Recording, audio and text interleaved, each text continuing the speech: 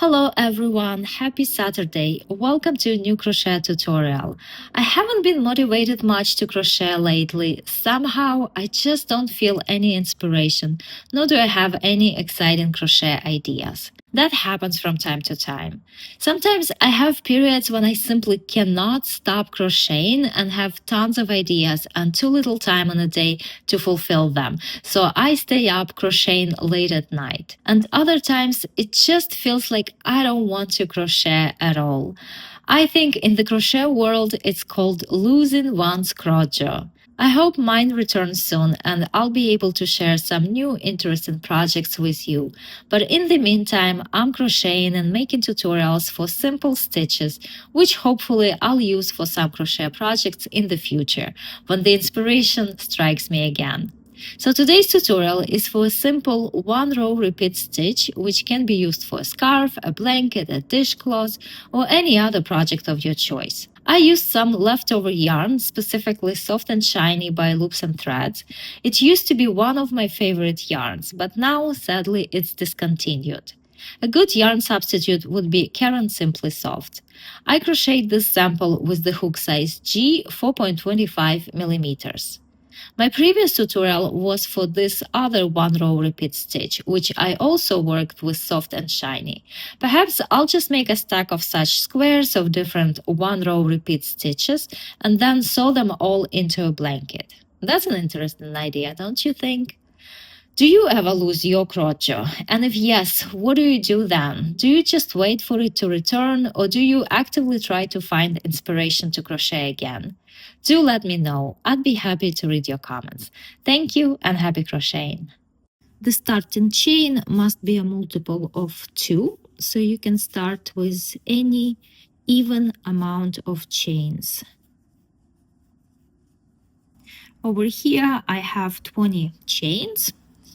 And now I insert the hook into the second chain from the hook, and I'm gonna draw up a loop. We never count the chain on the hook, we always start counting from the next one. So 1, 2, into the second chain, I insert the hook and draw up a loop. Now I'm gonna do yarn over, and I insert the hook and draw up a loop from the next chain. Now I have a total of 4 loops on the hook. I do yarn over and pass it through all the loops on the hook. And now 1 chain. And now I'm gonna do the same thing. Into the next chain, I insert the hook and draw up a loop. Then I do yarn over, and into the next chain, I insert the hook and draw up a loop. And again, I have 4 loops on the hook. I do yarn over and pass it through all the loops on the hook. And now 1 chain. And that's how I continue into the next chain. Insert the hook, draw up a loop. Then yarn over into the next chain. Insert the hook, draw up a loop. 4 loops on the hook, yarn over and pass through all of them, and then 1 chain. And that's how I continue crocheting this row.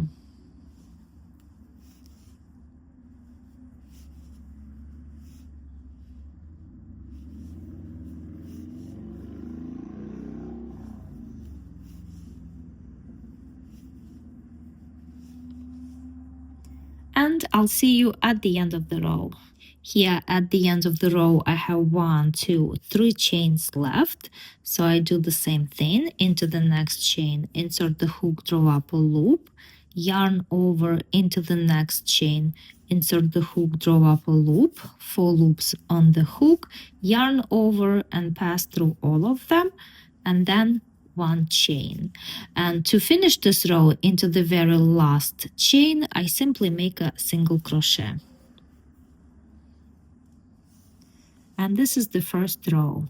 I turn my work and I start the next row with 2 chains. 1, 2. Into the very first single crochet right here, I insert the hook and draw up a loop.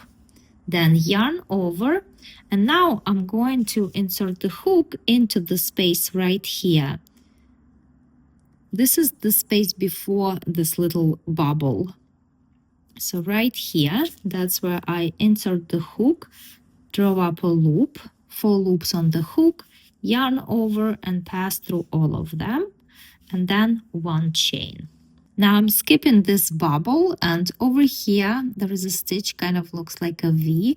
This is where I will be inserting the hook. I insert the hook, draw up a loop, then yarn over, and then the second time I insert the hook is right here, right before this bubble. So 4 loops on the hook, yarn over and pass through all of them, and then 1 chain. Again, I skip this next bubble, and over here, this is the next stitch right here. That's where I insert the hook, draw up a loop, yarn over, and then the space before the next bubble, insert the hook, draw up a loop, yarn over, pass through all of them, and make 1 chain. And that's how I continue crocheting this row.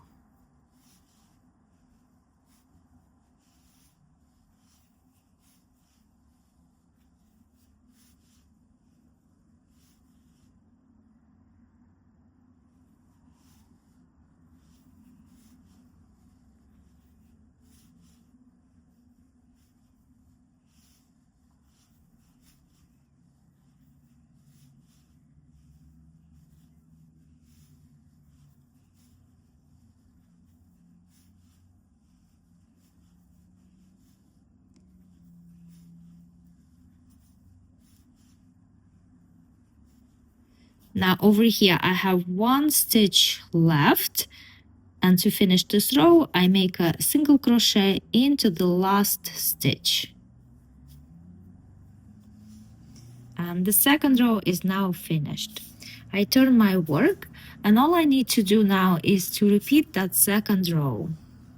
I start with 2 chains, 1, 2, into the first single crochet, insert the hook, draw up a loop, yarn over into the space before the next bubble, insert the hook, draw up a loop, 4 loops on the hook, yarn over, pass through all the loops, and then 1 chain. And then I skip the next bubble, and over here I do the same thing. So all I need to do now is to repeat that second row.